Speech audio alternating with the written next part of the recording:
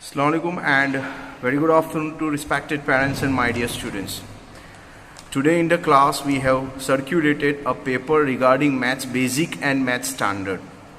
So all the parents are requested to just collect the paper from your child and read all the things given in the paper.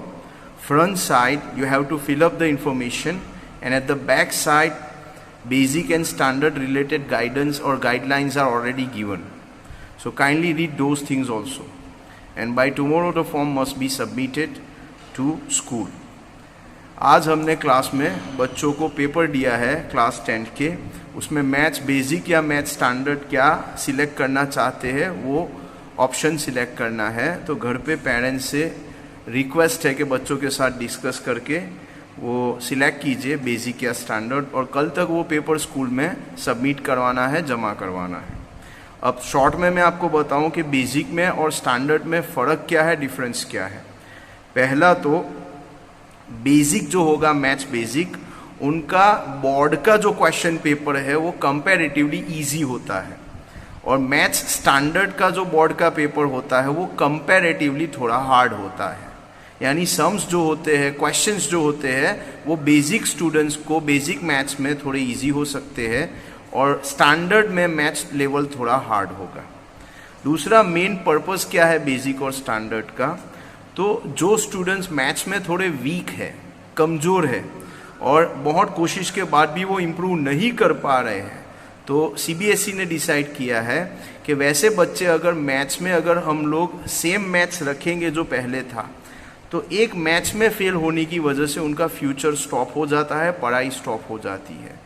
तो उनको थोड़ा easy maths करके यानी basic maths करके उनकी पढ़ाई stop ना हो, वो इजीली मैथ्स में पास हो सके और आगे की उनकी पढ़ाई कंटिन्यू रहे, इसलिए ये एक ऑप्शन दिया गया है.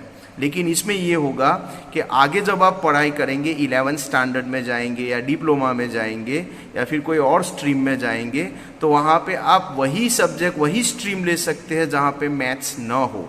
अगर आपने मैथ्स बेसिक सिलेक्ट किया है तो आप कॉमर्स में जा सकते हैं, कोई इश्यू नहीं होगा. आप डिप्लोमा में जा सकते हैं, कोई इश्यू नहीं होगा. आप आर्ट्स में जा सकते हैं, कोई इश्यू नहीं होगा. लेकिन अगर सपोज आप 11th स्टैंडर्ड में साइंस में जाना चाहते हैं, तो साइंस में अगर आपने मैथ्स बेसिक लिया है तो सिर्फ आप बायोलॉजी ले सकते हैं. आप 11 में 12th में मैथ्स नहीं ले सकते अगर आपने बेसिक लिया है तो. हाँ, और एक बात, ये रूल सीबीएसई के लिए है. गुजरात बोर्ड के लिए मेरे हिसाब से अगर आपने 10th में बेसिक लिया है मैथ्स बेसिक, तो 11 में आप साइंस ही ऑप्ट नहीं कर सकते, यानी न तो बायोलॉजी ना तो मैथ्स. सीबीएसई का जो क्राइटेरिया है वो मैं आपसे शेयर कर रहा हूँ कि अगर आपने 10th में मैथ्स बेसिक लिया है तो 11 में साइंस में भी जा सकेंगे, लेकिन वो बायोलॉजी ले सकते हैं, मेडिकल लाइन में जा सकते हैं. आप मैथ्स लाइन में, इंजीनियरिंग लाइन में नहीं जा सकेंगे. कॉमर्स में आप जा सकते हैं, आर्ट्स में आप जा सकते हैं, डिप्लोमा में आप जा सकते हैं. दूसरी बात मैं आपसे क्लियर करूं कि गुजरात बोर्ड का जो लेटेस्ट सर्कुलर है उसमें लिखा है कि अगर किसी ने 10th में मैथ्स बेसिक लिया है तो 11 में साइंस में नहीं जा सकता, बायो में भी नहीं, मैथ्स में भी नहीं. लेकिन फिर से बोलूं तो गुजरात बोर्ड के या सीबीएसई के सर्कुलर चेंजेस होते रहते हैं, तो मैं आज की इन्फॉर्मेशन के हिसाब से आपसे शेयर करता हूं. फ्यूचर में अगर कोई चेंजेस आता है या आएगा तो मैं आपको वो अपडेट करूंगा. दूसरी बात यहाँ पे ये है, सिलेबस क्या होगा. तो टेक्स्ट बुक सेम ही रहती है, बेसिक हो या स्टैंडर्ड हो. क्लास में टीचर भी सेम ही पढ़ाते हैं, ऐसा नहीं कि बेसिक के लिए अलग होते हैं, स्टैंडर्ड के लिए अलग होते हैं. सिलेबस भी सेम, टेक्स्ट बुक भी सेम, सब कुछ सेम होता है. सिर्फ बोर्ड के एग्जाम पेपर में डिफरेंस आएगा. बेसिक का पेपर अलग आता है, स्टैंडर्ड का पेपर अलग आता है.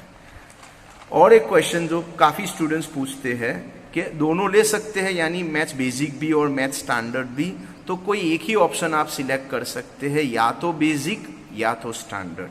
और एक क्वेश्चन है कि अगर किसी बच्चे ने बेसिक लिया है तो 11-12 में अगर उसको साइंस में जाना है तो जाएगा. मैंने वो क्लियर किया कि जा तो सकता है, लेकिन वो बायोलॉजी ले सकता है, वो मैथ्स में नहीं जा सकता, वो भी सीबीएसई में. गुजरात बोर्ड में तो जा ही नहीं सकता साइंस में.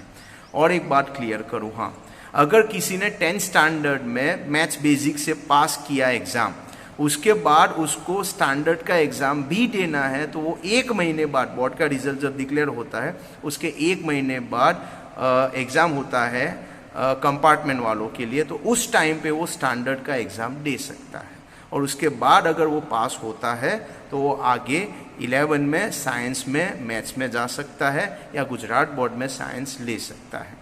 एक बात और क्लियर करो, किसी बच्चे ने अगर मैथ्स में बेसिक में वो फेल हो गया तो क्या वो बाद में स्टैंडर्ड की एग्ज़ाम देगा? नहीं, उसको पहले बेसिक की एग्ज़ाम पास करनी होती है, तभी वो स्टैंडर्ड की एग्ज़ाम दे पाता है। अब किसी ने ऑलरेडी स्टैंडर्ड पास कर लिया है पहले से, तो उसको बेसिक की एग्ज़ाम देने की कोई ज़रूरत नहीं है। जिसने मैथ्स स्टैंडर्ड सिलेक्ट किया है वो कहीं पे भी कोई भी कोर्स कर सकता है, साइंस हो, कॉमर्स हो, आर्ट्स हो, डिप्लोमा हो, कुछ भी हो, इंजीनियरिंग हो या फिर मे बी बायोलॉजी हो, कोई भी स्ट्रीम में जाना चाहे जा सकता है अगर मैथ्स स्टैंडर्ड लिया है तो।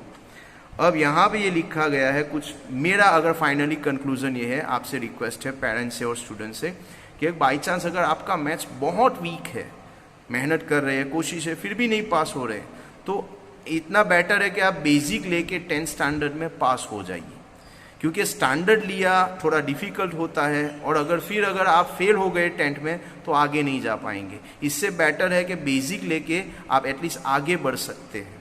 या फिर अगर आपकी चॉइस है, आपको लग रहा है कि नहीं मैथ स्टैंडर्ड हम इजीली कर सकते हैं, मैथ स्टैंडर्ड का फ़ायदा ये है कि आपके लिए फ्यूचर के सारे रास्ते ओपन हो जाएंगे, हर जगह आप जा सकते हैं। बेसिक में कुछ रास्ते बंद हो जाएंगे, फ्यूचर में जहाँ पे मैथ्स आता है, जो भी स्ट्रीम में मैथ्स आता है वो आप नहीं कर पाएंगे। तो जो बच्चे मैथ्स में एवरेज है या थोड़े अच्छे हैं वो स्टैंडर्ड ले तो बेटर है, जो मैथ्स में वीक है वो बेसिक में जाए तो बेटर है। ये सिर्फ मैं सजेशन दे रहा हूँ, अल्टीमेट डिसीजन पेरेंट्स को और स्टूडेंट्स को लेना है। Thank you very much.